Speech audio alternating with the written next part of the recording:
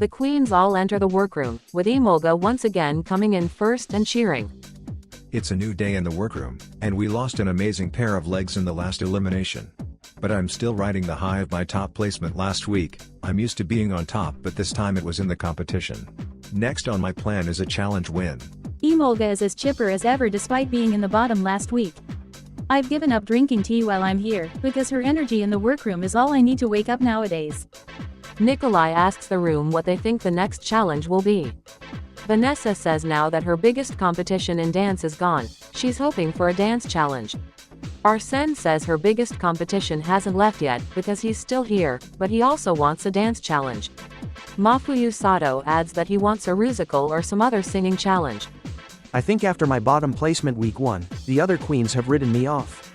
I'm hoping this week is a challenge I can excel in to prove my worth in this competition. I'm here to stay, and it's time I show that. Nikolai says he's hoping this week will be Snatch Game, and Venti agrees, saying it's the challenge he's most excited for. Camilla adds that she's hoping for Snatch Game as well.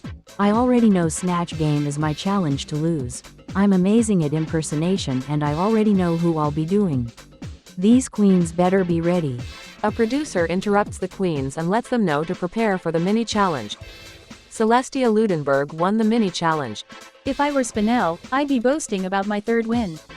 And that I was the first queen to win 2 challenges in 1 episode. Lucky for everyone watching this, I'm not Spinel. Mama, there's already one too many of that bitch.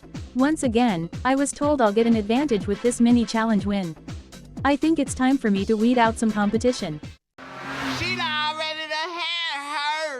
Hello, my queens. It's time for your 3rd maxi challenge. But wait, does something smell fishy? Well, no, because a certain someone refused my calls to guest judge this week.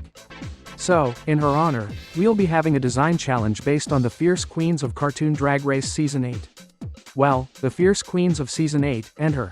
Oh my god, this is amazing. Cartoon Drag Race Season 8 was the season that had my fierce drag sister, Candace, and icons like Musa and Barbie.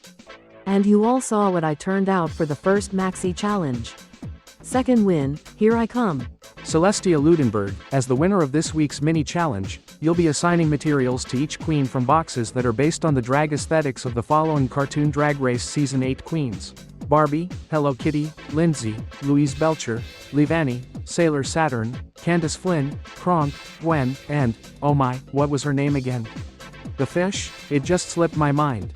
Well, that one. And of course, the fierce winner of Cartoon Drag Race Season 8, Musa. This is perfect. I'm confident that I can turn a look as just about any of those queens. Bring it on, Celestia. Tonight on the judging panel, we'll be joined by 2 of, God, what is that queen's name? Oh, right, 2 of Lola's very close sisters. I can't wait to see what you all come up with. Good luck, and don't fuck it up. This is exactly the type of advantage I was hoping for, to get the drop on some of the other queens. The current winners are myself and Vanessa, with Ione placing in the top 2 week 1. Those 2 are major threats. And even though Vanessa is part of the DBA girls, let's be honest, she's not as important in this competition as myself or Camilla. I'm taking this opportunity while I have it. Celestia states that she'll be giving herself Sailor Saturn's box. She then asks Camilla which box she would like, and Camilla responds that she wants Lola's box, and Celestia passes it to her. Vanessa requests to get Gwen or Candace's box. Celestia giggles, and says she'll be giving her Louise Belcher's box. Camilla gasps. That stone cold bitch. I should have known I couldn't trust that damn alliance. She knows I'm a threat, and this is how she wants to get rid of me. Well, I'll show her I won't be going home that easily. The Queen of Lies strikes again. The good news is, I won't have to deal with that again this week. Nikolai asks Celestia for Musa's box. Before Celestia can respond, he says it would be the perfect way to make it up to him after her clumsiness tore his garment last week. Celestia hesitates. If I don't do what he asks, him and the other queens will be suspicious of me for caring so little. I'll just have to give in. Celestia sighs, and agrees to give Nikolai the Musa box. They say that if you try to catch 2 rabbits, you won't get either. Well, guess what, Mary? I just did. Celestia gave me what I want, and I'm scheduled for a lovely tour with Elisa after filming. Tear one of my looks again, bitch, I dare you. Revenge tastes so sweet. Celestia looks to Ione, and tells her that she'll be working with the Gwen box. Celestia is being very deliberate with these box choices, and I can't help but respect it. She knows that Gwen is far from my aesthetic of choice, but I can turn any look, and this won't be an exception. Arsène looks to Celestia, and asks if she could give him the Kronk box. She agrees, and passes it to him. Celestia gave me what I requested, probably because she doesn't see me as a threat in this competition. I'm ready to prove her wrong. You just gave the box themed around the masculine queen who wears skimpy outfits to the one who's known for serving boy body. Big mistake. Celestia tells Emolga that since she was in the bottom last week, she'll let her choose from the remaining boxes as an advantage. Emolga decides to request the Hello Kitty box. I'm the cutest queen in this cast, so it's only fitting that I choose the cutest queen from season 8. I really appreciate Celestia doing that for me. Elisa asks if she can use the Levani box, as she wants to challenge herself with a queen that's farther from her aesthetic, and Celestia smiles and hands it to her. Spinel tells Celestia that she needs to give her the Barbie box, as Barbie's color palette is perfect for Spinel's aesthetic. Celestia looks at Spinel, before smirking and silently passing her the Lindsay box. Oh my fucking god, I'm so sick of Celestia and her power trip ruining my chances in the challenges I'd clearly otherwise demolish. If she wins next week's mini challenge, I'll tear my hair out. Celestia says that as her final choice, she'll be giving Mafuyu Sato the Candace Flynn box, and she passes it to him. Afterwards, production reminds her that she forgot Venti, and her expression drops. Fuck, fuck, fuck, fuck, fuck, fuck. I'm so stupid. He's one of the best designers on this cast, and I just gave him Barbie. These queens may as well go home, because I'm about to tear that runway to shreds. The queens laugh at Celestia's face crack, and split up to start their work on the challenge. Venti mockingly thanks her for the win, and she just sighs and goes to her station with Camilla. Vanessa storms over to Celestia and Camilla holding a bunch of green fabric scraps, and Celestia giggles. Vanessa asks what Celestia expects her to do with this, and that she can't believe she's so fake. Celestia jokes that she would suggest Vanessa dress as some sort of plant, but that she'd just be outdone by Elisa anyways. Vanessa says she'll get back at her for this, and leaves the station. I wasn't expecting Celestia to stab Vanessa in the back like that, but I understand why she did it. Vanessa is a huge threat in the competition and in this challenge. I'd take the chance to put her at a disadvantage just as fast. And it's clear that she's still loyal to me since she gave me the box I asked for, so what do I have to be upset about? I'm just going to focus on my garment and let the cards fall where they may. Venti giggles as he starts cutting and pinning different sections of glittery pink fabric. We all know that I'm partial to blues and greens, but Barbie is fierce, and I'm determined to do her justice. I also really want to redeem myself for letting that week 1 win slip from my fingers. Elisa and Emolga are working together on their garments. Emolga asks Elisa what she thinks about the current standings of the competition, and who she thinks will be going home next. Elisa replies that despite her win, she doesn't expect Ione to make it much farther. I'm aware that I'm on a safe streak these first few weeks, but the other queens would have to admit regardless that I'm consistently performing in the top half of the cast. I don't think I'd say the same for Ione, and I don't see it for her. She's absolutely stunning, but is there anything else there? Emolga then asks Elisa who she sees making it to the final 4, ignoring themselves. Elisa responds that she thinks it would be Camilla, Nikolai, Venti, and Celestia Ludenberg, but that at the end of the day that's a fantasy because herself and Emolga will be taking up 2 of those spots. Emolga laughs and goes back to working on her look. Arsène, Mafuyu Sato, and Nikolai are working at the same station. Sato's look is only half done, but is clearly made very well. I'm thrilled to see my man doing so well. Well, he isn't my man, but still. He might win this. Nikolai glances at Sato's garment and looks bothered by how well it's coming along. He gently taps Sato on the shoulder and pretends to need help with some complex stitching on his outfit, and Sato happily agrees. Sato is one of my best friends in this competition. But the key part of that sentence is competition. If I can take just a little bit of time away from him, maybe I can take his spot in the top this week, because as it stands, it really looks like he's winning. Mafuyu Sato spends almost more time helping Nikolai as he did on his own outfit, before Arsène notices. He glares at Nikolai, and politely reminds Sato that he should finish his own garment. Sato thanks Arsene, and tells Nikolai he has to get back to work if he wants a shot at the win this week. Nikolai glares at Arsene. It's, in my opinion, a little pathetic the extent some of these queens are going to, just to eke out a challenge win. I have respect for Nikolai, but come on. If your talent can't get you the win, then maybe you don't deserve the win. I hope that Sato still has time to make a detailed garment. Spinel is working on her own at her station, clearly annoyed. She's having trouble with getting her sewing machine to run. Vanessa goes over to her and helps her get her sewing machine working properly. Out of nowhere, Vanessa comes over to help me. I appreciate it, but we aren't friends by any means, and she's already struggling with her own garment. I didn't expect this from her at all.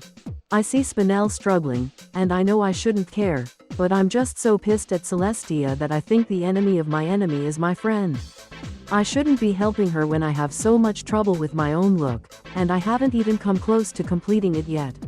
But maybe all the drama surrounding her isn't her fault.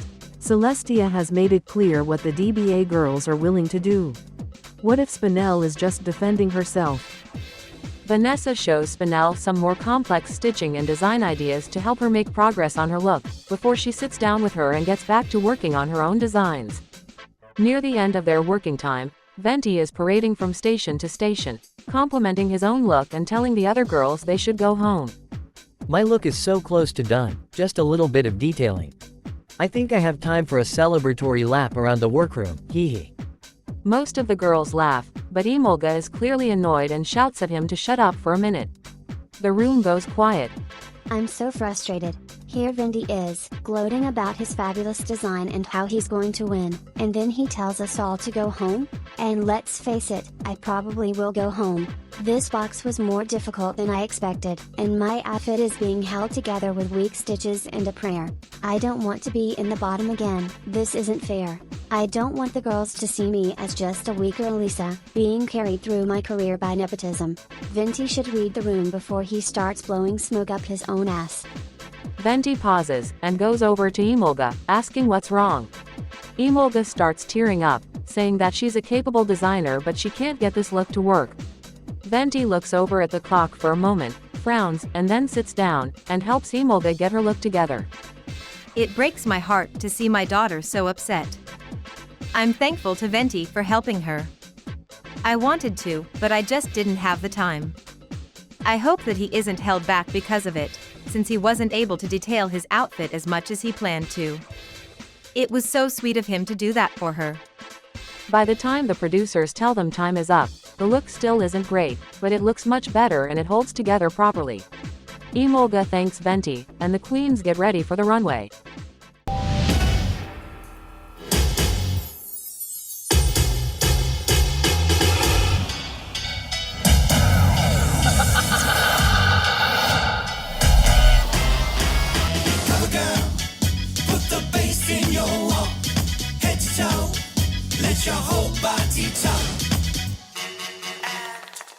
Hello my loves, and welcome to Cartoon Drag Race Philippines Episode 3.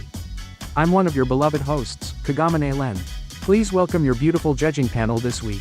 The other half of our sickening judging duo, it's Kagamane Rin.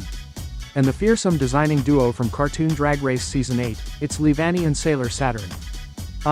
Do either of you smell something fishy? Yeah, me neither. Thank God. Well, anyway, in this week's Maxi Challenge, we tasked our fierce cast of queens with designing and styling a look based on the stunning queens of Cartoon Drag Race Season 8. Now, it's time to bring it to the runway. Let the judging commence.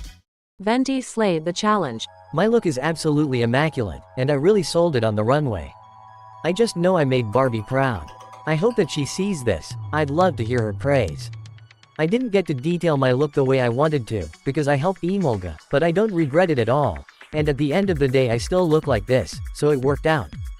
Ione, Camilla, Elisa, Celestia Ludenberg, Mafuyu Sato, and Arsene had a great performance. I left everything I had on the stage tonight. This cast is packed with talented designers, but my look is one of the best in history. The twins were living, Sailor Saturn was living, Livani was screaming my name.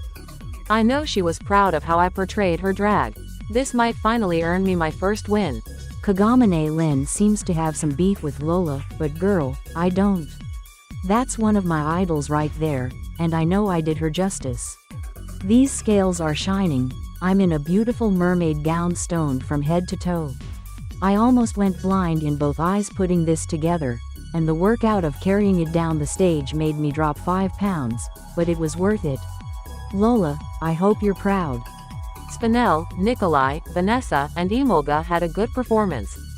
If I dodge the bottom this week, I owe it all to Vindy. I'm so exhausted, and he's the only reason I avoided looking like Lalaurie's bag look. Hello Kitty, I am so sorry. That Rococo bitch held me back from greatness. Louise Belcher? Seriously? What the hell was I supposed to do? Kogamane Rin almost looked sad seeing me in something so embarrassing, and I don't blame her. But I was stunting as best as I could on that runway, really selling the garment, and I think I managed to save it. My queens, I've made some decisions. Elisa, Ione, Camilla, Celestia Ludenberg, and Nikolai. You're safe. You may leave the stage. Damn it, I'm safe. Again. It's alright. My time is gonna come, and I'm proud of what I had to show. I know I did leave Annie right. I mean, truly, who else is doing this? The structured cape, and for fuck's sake I hemmed these with bamboo thread. I'm satisfied. Emolga, Venti, Vanessa, Mafuyu Sato, Arsene, and Spinel, you represent the tops and the bottoms of the week. Kagamine Len finally said my name right. And it's seeming like I'm in the top once again. At this rate I'll sail straight to the crown. Arsene, tonight you gave us immaculate body, straight from Cartoon Drag Race Mexico. You're safe. Great job this week, you may leave the stage. Mafuyu Sato, on the runway you made Candace Flynn proud. Venti, this week you showed us exactly what you were made for. Come on, I'm so close. Give me the win, Kagamane Len. Venti. Congratulations, my queen, you're the winner of this week's Maxi Challenge. Yes, thank you Kagamane Len. These past few weeks I've been killing it but missed out for one reason or another. Now I've finally got my win. And I've redeemed myself from the first challenge, no more slacking off for me. Mafuyu Sato, great job this week. You're safe. You may both leave the stage. That means that Spinel, Emolga, and Vanessa. I'm sorry my dears, but you're the bottoms of the week. Whether I'm safe, or I have to lip-sync my way out of this, as soon as I make my way back to the workroom I'm going to claw Celestia's goddamn eyes out. I'm not going home tonight, regardless of her sabotage. I'll be making it to the end of this competition. I can't believe this. I'm in the bottom 3 again. These judges have no idea what they're talking about. God damn it, I don't belong in the bottom. Emolga, tonight on the runway you tried to give us Kitty Couture, but all we saw was litter. I'm sorry my dear, but you're up for elimination. Not again. I don't know how much more I can take. I'm exhausted and humiliated, I don't want to be seen like this. Spinel, Vanessa, both of you underperformed this week, and we expected more from you. However, one of you was able to convince us on the stage. Vanessa, you're safe this week. Step it up next time, don't let the competition take hold of you. You may leave the stage. Spinel, I'm sorry my dear, but you're up for elimination. The time has come for you to lip sync for your life. I'm ready to totally kill this lip sync, but I look over at Emolga and she looks completely pale. I can't worry about that right now. She's going down. Good luck, and don't fuck it up. As the song starts, Emolga doesn't move or lip sync at all, while Spinel gives it her all. Girl, what the fuck is happening? Emolga, let's go. Emolga hangs her head and walks off the stage, audibly crying. The judges look shocked, while Spinel keeps performing until the song ends. Spinel had a good lip sync. I see. I suppose my decision has been made for me. Spinel. Shantae, you stay. I just couldn't do it. I couldn't lip sync, it was like my body was frozen in place. I'm so sorry, Elisa.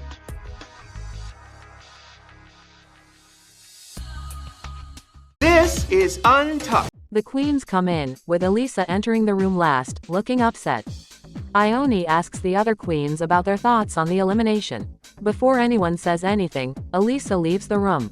I can't imagine how Elisa feels right now, with the way her daughter just left the competition. But if she lets it shake her, she's next, and that'll definitely make the path to the win wider for the rest of us. We'll see how she holds up. The queens all pause after Elisa leaves, but eventually Celestia responds that she wishes Emolga hadn't walked out so that she could have mopped Spinel in the lip sync.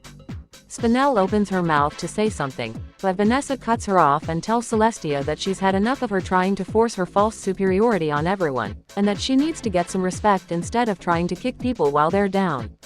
Celestia snaps back that Vanessa would know all about being down since she's done nothing but topple downhill since episode 1. Vanessa starts to get up and lunge towards Celestia, but Spinel holds her back and tries to calm her down. The two get into a screaming match. I know I'm not known for my volume by any means, but these two bickering like school children after what just went down bothered me too much to stay quiet. At some point these queens have to grow up.